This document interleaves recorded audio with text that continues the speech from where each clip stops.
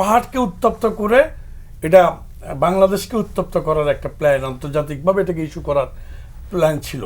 Doctor Yunus যেদিন থেকে ক্ষমতা আসছে, দায়িত্বে আসছে, সেই থেকে এই পর্যন্ত 3বার অ্যাটেম্প নেওয়া হয়েছে। খাগড়াছড়িতে অনাকাঙ্ক্ষিত একটা ঘটনা, পরে দেখা গেল ঘটনা আসলে কিছুই না, যেটা সামনে আনা হলো ধর্ষণের বিষয়টি, পরে হলো যে এরকম কোনো ঘটনাই ঘটেনি।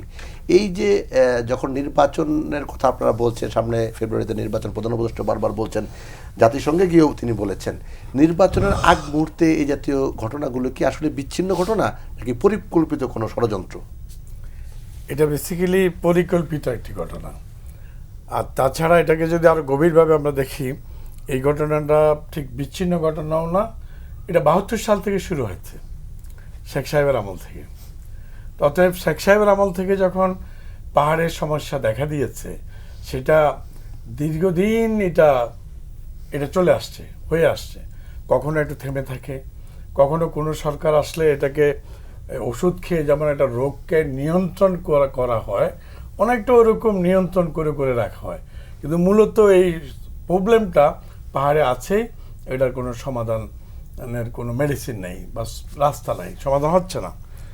তো এখন সমস্যার শুরু কিভাবে হলো, তো পেছনে গেলেও আবার সময় নষ্ট হয়ে যায়। যেমন শেখ সাহেবের কাছে কিন্তু বাংলাদেশ স্বাধীন হওয়ার পর মানববন্ধ লারমা, চারু বিকাশ চাকমা, এরকম পাহাড়িদের বিদগ্ধ কিছু নেতা তারা যান, গিয়ে বলেন যে আমাদের কিছু বিভিন্ন কালচারাল, সাংস্কৃতিক, আমাদের বৈচিত্র্য, মানে গোষ্ঠী আমরা বসবাস করি, আমাদের এই সংস্কৃতিকে বাঁচিয়ে রাখার জন্য আপনি কিছু জিনিস আমাদেরকে দিন, নতুন দেশ হিসাবে, নতুন বাংলাদেশ হিসাবে। এইটুকু চাওয়া, খুব বেশি কিছু চাওয়া না, কালচারালি যেন তারা তাদের সংস্কৃতি টিকিয়ে রাখতে পারে সেটার জন্য চেয়েছেন। শেখ সাহেব তাদের এই সমস্ত কথাবার্তা একাধিকবার হচ্ছে বিরক্ত হয়ে শেষ পর্যন্ত বললেন, আরে বাবা, তোদেরকে এত সংস্কৃতির দরকার নেই, তোদেরকে বাংলাদেশ মানে বাঙালি হিসেবে প্রমোশন দিয়ে দিলাম, তোরা পাহাড়ি থাকবি না, তোরা বাঙালি হয়ে যা, তোদের সবাইকে বাঙালি করে দিলাম। প্রশ্ন হলো, একজন পাহাড়ি বা একজন চাইনিজ সে কেন বাঙালি হবে? আমাকে যদি কেউ বলে, আপনি বলেন যে ভাই আপনি চাইনিজ হয়ে যান, আমাকে 1000 কোটি টাকা দিলে তো আমি চাইনিজ হব না। তো এখন ওখানে গিয়ে একটা ইমোশনালি হয়তো শেখ সাহেব কথা বলেছেন, ইমোশনালি হয়তো বিষয়টাকে দেখেছেন যে বাঙালি বানিয়ে দিলে বোধহয়, প্রমোশন দিয়ে দিলে বোধহয় এরা খুব খুশি হবে, উপজাতীয় থেকে জাতিতে চলে আসলো, মিনিংটা হয়তো তিনি এইভাবেই ভেবেছিলেন। দেখা গেল যে না, এটা রিয়াকশনটা খারাপ আসলো। তারপরে পার্লামেন্টে গিয়ে মানববন্ধ লারমা প্রথম পাহাড়ের থেকে পার্লামেন্টে যায়, পার্লামেন্টে গিয়ে এটা জোরালোভাবে তিনি তুলে ধরলেন। জোরালোভাবে তুলে ধরার পরে গিয়ে শেখ সাহেব প্রথম রাঙামাটি সফরে গেলেন, জনসভা হলো, সেখানে জনসভা গিয়েছে, তিনি বললেন, লারমা, তোমার বার্মা যাওয়ার রাস্তা আমি বন্ধ করে দেব, পাহাড়ে আমি ডিভিশন শূন্য ঢুকিয়ে দেব, তুমি যদি আমার কথা না শোনো। এটা কিন্তু মানে কোনো সলিউশন ছিল না, সলিউশনের কথা না, তখন দরকার ছিল আলোচনা করে ছোট পরিসরে শেষ করে দেওয়া।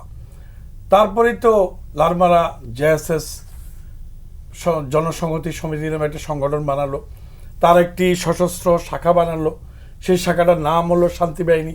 এবং 73 সালেই পুলিশের উপর এবং নিরাপত্তা বাহিনীর উপরে প্রথম তারা অ্যাম্বুশ করে, ফায়ার করে। সেই 72 সালে শুরু হয়ে গেছে এটা। তারপরে তো আমাদের সেনাবাহিনী তখন থেকে সেখানে ডেপ্লয় হয়েছে, কিন্তু এটা তো চলমান, 72 সাল থেকে চলছে, এটা নতুন কিছু না। তবে এইবারে যেটা ঘটেছে এটা খুবই একটু অন্য সময় থেকে আনকমন এবং প্রি প্ল্যান। এটার সাথে ইলেকশন সম্পৃক্ততা আছে, এটার সাথে পাহাড়কে উত্তপ্ত করে এটা বাংলাদেশকে উত্তপ্ত করার একটা প্ল্যান, আন্তর্জাতিকভাবে এটাকে ইস্যু করার প্ল্যান ছিল। ডক্টর ইউনূস যেদিন থেকে ক্ষমতা আসছে, দায়িত্বে আসছে, সেই থেকে এই পর্যন্ত 3বার অ্যাটেম্প নেওয়া হয়েছে। প্রত্যেকটা বারই কোনো ইস্যু সৃষ্টি করা হয়েছে, ইস্যু ছিল না, ইস্যু বানানো হয়েছে, মেক করা হয়েছে। তো এখানে আওয়ামী লীগের যারা কলকাতায় বসে আছে এবং যারা বাংলাদেশে পালিয়ে আছে, তারা 16 বছর যে অর্থ কামিয়েছে, সেখান থেকে তারা পাহাড়ের একটি বিশেষ শক্তিশালী সশস্ত্র গ্রুপকে ফান্ডিং করছে। এই ফান্ডিং করে মাস্টার প্ল্যান করে এই এই কথাগুলি যে আপনি বলছেন এটা আসলে কোনো তথ্য প্রমাণের ভিত্তিতে বলছেন নাকি আপনি আপনার নিজের কোনো না, অভিজ্ঞতা আমার বলছেন? প্রথমত হলো যেহেতু আমি পাহাড়ে থাকি, পাহাড়ে বাস করি, পাহাড়ে আমার জন্ম, অতএব পাহাড় নিয়ে তো আমার গবেষণা আছে, ওটার ভিতরেই থাকি।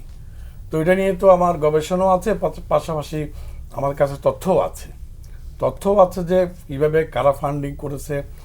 এর আগেও এরকম ঘটনা আরও 2টা হাতে নেওয়া হয়েছিল, ওগুলো কিন্তু বেসিক কিছু ছিল না। এখানে যেমন এইবার সেনাবাহিনী, পৃথিবীর কোথাও সেনাবাহিনীর উপর হামলা হলে সেনাবাহিনী নিরস্ত্র থাকে, অস্ত্রের জবাব না দিয়ে থাকে।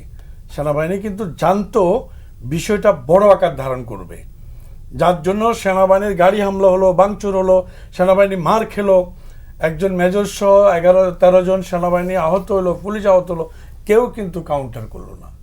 কেন করলো না? তারা জানে যে কিছু করতে গেলে এটা ইন্টারন্যাশনালি ন্যাশনালি এফেক্ট হয়ে যাবে। যার জন্য সেনাবাহিনীর গাড়ি ভাঙচুর তো হয়েছে, গাড়ির ভিতরে সৈনিকরা আহত করা হয়েছে, চারিদিক থেকে মানে ধৈর্যের চরম পরীক্ষা দিয়েছে, চরম ধৈর্যের পরীক্ষা দিয়েছে। কেন? কারণ সেনাবাহিনী জানে, আমরা জানি, আমরা যেমন আমাদের দলীয় লোকজনকে মাধ্যমে আমাদের লোকদেরকে, অন্য লোকদেরকে এত বেশিভাবে শাসন করে বলেছি যে কেউ বেরোতে পারবে না, বরঞ্চ যারা বের হবে এই মারামারি করার জন্য তাদেরকে থামাতে হবে, তাদেরকে না থামালে তোমাদের সবার শাস্তি হবে। এভাবে কিন্তু আমরা বলেছি। আমাদের হাইকমান্ড তারেক রহমান সাহেব আমাদেরকে ওইটা বলেছে যে যে কোনো মূল্যে তোমরা এটা থামাও, তোমরা এখানে পরিস্থিতি শান্ত রাখো, সকল গণমানুষের পক্ষে থাকো, সাধারণ মানুষের পক্ষে থাকো। আমরা নিরস্ত্র পাহাড়ি গুলোকে শান্ত করার চেষ্টা করেছি এবং বাঙালিদেরকে শান্ত রেখেছি। মাত্র 20-30 জন বাঙালি অংশগ্রহণ করছে, আর ওই সশস্ত্র গ্রুপের পক্ষে হাজার হাজার নিরীহ পাহাড়িকে মানব ডাল হিসাবে ব্যবহার করা হয়েছে। আমি কাউকে দায়ী করব না, কিন্তু বিষয়টা খুবই সেন্সিটিভ পর্যায়ে চলে গেছিল। যদি সেটা আমরা আশা করি আপাতত থেমেছে এবং কন্ট্রোলে এসছে। যদি প্রশাসন, সেনাবাহিনী, পুলিশ, আমরা মানে বড় দল হিসেবে বিএনপি, আমরা যদি ভালো ভূমিকা না রাখতাম, তাহলে কিন্তু এটা বাংলাদেশের ইতিহাসে অথবা অন্যান্য দেশের ইতিহাসে সবচেয়ে ভয়ঙ্কর দাঙ্গা হয়ে যেত।